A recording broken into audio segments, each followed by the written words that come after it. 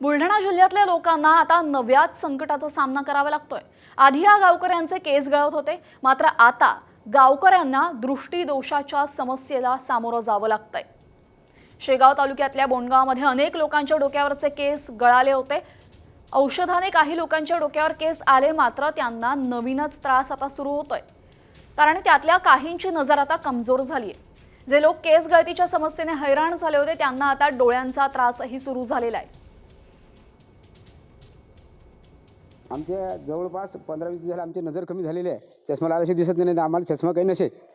त्यामुळे हे नेमकं कशामुळे झाले हे सरकारने आम्हाला याचा निर्णय लवकर द्यावा। 2-4 दिवसात 4-5 दिवसात वाट पाहतो आम्ही। रक्त एक महिना झाला तपासून नेलं, गावातली माती नेलेली आहे, राशन कार्डच घेऊन नेले, शेंगा गिंगा हरभरे सर्व जे नमुने नेले आहेत, परंतु त्याचा निर्णय काय आला नाही। हे झालं कशामुळे? केस गळले राजा 15 अगोदर।